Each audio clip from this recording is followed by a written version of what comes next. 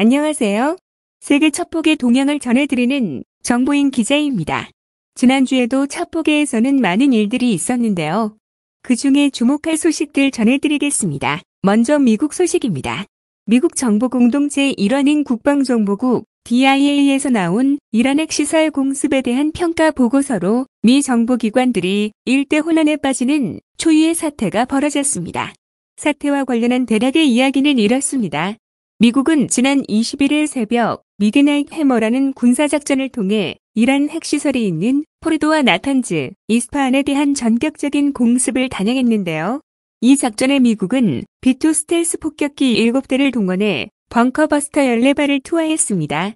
그리고 같은 날 아침 도널드 트럼프 대통령이 직접 나서서 작전 과정을 공개하며 이란의 핵시설 3곳에 대한 정밀 공습을 단행했고 시설이 완전히 철저히 파괴됐다고 자평했습니다. 이날 트럼프 대통령의 거침없는 발언과 자신감에 찬 태도는 이란의 핵개발 능력이 완전히 상실됐다고 이해하기에 충분했습니다. 그런데 며칠 뒤인 24일 이와는 전혀 다른 내용이 CNN, 뉴욕타임즈를 통해 보도됩니다. 이 매체들은 지난 미군의 파상 공습에도 불구하고 이란이 보유하고 있던 농축 우라늄이 파괴되지 않았다고 보도했습니다. 더욱 우라늄을 농축하는 핵심 설비인 원심 분리기가 대체로 보존됐고 최대 수개월 정도만 퇴보시켰다고도 밝혔는데요. 이는 트럼프 대통령이 공언한 이란 핵개발 완전 불능과는 크게 차이가 나는 것이라 논란을 부를 만합니다. 보도가 사실이라면 트럼프 대통령이 정치적 목적으로 성과를 부풀린 것이라는 비판이 나올 만한 데다 야심차게 단행한 미군의 작전이 실패했다는 의미이기 때문입니다. 문제는 보도의 출처가 신뢰할 만한 기관, 나아가 트럼프 행정부 중 한 곳인 국방부 산하 국방정보국 DIA라는 점입니다.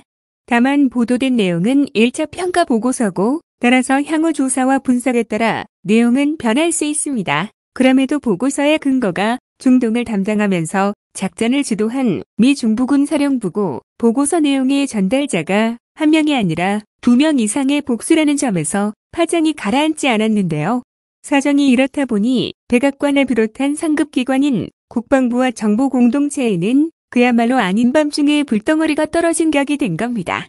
이에 정보공동체를 감독하는 국가정보국 DNI가 가장 먼저 진화를 시도했습니다. DNI의 털시 게버드 국장은 이란 핵시설이 파괴됐다는 대통령의 언급은 새로운 정보를 통해 확인됐다며 트럼프의 주장을 거들었습니다. 그러면서 매체들이 불법적으로 유출된 비밀평가의 일부를 선별적으로 공개했다며 언론을 비난했습니다. CIA도 나섰는데요. 존 래클리프 국장은 이란의 핵 프로그램이 정밀 공격에 의해 심각하게 손상됐다면서 신뢰할 만하고 정확한 출처와 방법으로부터 나온 새로운 정보에 따르면 이란의 핵시설이 재건되려면 수년이 걸릴 것이라고 강조했습니다. 이에 대해 백악관도 논평을 통해 이란의 핵시설은 괴멸됐으며 그렇지 않다는 보도는 가짜뉴스라고 반박했습니다. 캐롤라인 레빗 대변인은 1급 비밀보고서가 하급 실패자에 의해 유출됐다며 유출자들은 감옥에 가야 한다. FBI가 수사에 착수했다고 감정 섞인 반응을 드러냈습니다. 반면 상원정보위에서는 민주당 의원들을 중심으로 DIA의 평가대로 작전 실패에 무게를 실었고 주무장관인 헤그시스 국방장관은 기밀 유출보다는 언론 보도를 문제 삼았습니다. 무엇보다 트럼프 대통령은 보도가 나온 직후부터 줄곧 기밀 유출은 제쳐두고 언론 보도만을 지적하며 기사를 철회하라고 압박하는 이해할 수 없는 행보를 보이는 등 미국 정치권과 정보당국이 일대 혼란을 빚는 중입니다. 이번에는 영국 소식입니다. 지난주에 영국의 비밀정보국 MI6 116년 역사상 처음으로 여성 수장이 내정됐다고 전해드렸는데요. 이때 내정된 블레이즈 매트로엘리의 친할아버지가 악명 높은 나치 스파이였다는 보도가 나왔습니다. 지난 27일 데일리 메일은 독일 프라이부르크의 한 기록 보관소에 있던 460페이지 분량의 문서를 분석한 결과 매트로웰리의 할아버지 콘스탄틴 도브로왈스키는 소련 붉은군대 소속이었다가 우크라이나 체르니히우에서 나치 정보원으로 활동한 인물이라고 보도했습니다. 보도에 따르면 도브로왈스키는 당시 독일군 지휘관들에게 도살자 또는 30번 요원으로 불렸으며 지역정보수장까지 승진했습니다. 또 그는 홀로코스트 희생자들의 시신을 약탈하고 유대인들을 살해했으며 여성 수감자들을 성폭행하는 것을 지켜보며 웃은 것으로 문서에 적혀 있습니다. BBC는 관련 보도를 통해 도브로왈스키의 행적이 담긴 문서는 1969년 소련 KGB가 작성한 최고 수배자 명단으로 극비로 분류돼 있었다고 확인하며 외국 정보원, 조국 반역자, 반소련 조직원, 처벌자 및 기타 수배 대상자를 알파벳 순으로 정리한 것이라고 밝혔습니다.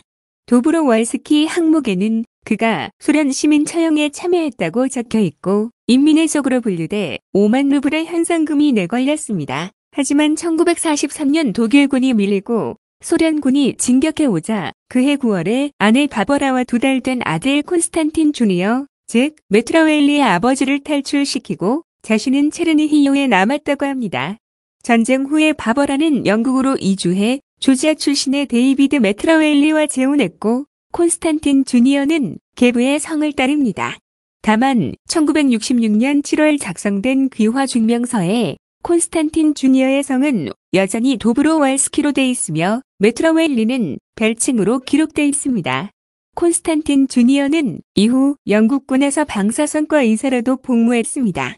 한편 보도에 대해 영국 외무부는 메트라웰리는 할아버지를 한 번도 만난 적이 없고 알지도 못한다며 그녀의 조상일은 많은 동유럽계 사람들이 그렇듯 부분적으로만 이해할 수 있다고 밝혔습니다.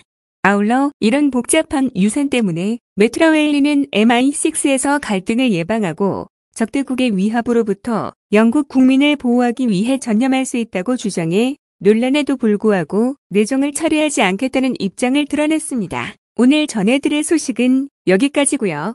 다음 시간에 더 유익한 소식으로 만나뵙겠습니다. 소식이 유익하셨다면 좋아요, 댓글, 구독 부탁드립니다. 그리고 흥미진진한 첩보의 세계가 궁금하시다면 국내 최고 첩보사 연구가인 박상민 기자가 집필한 세기의 스파이와 세기의 첩보전을 통해 확인하시기 바랍니다. 감사합니다.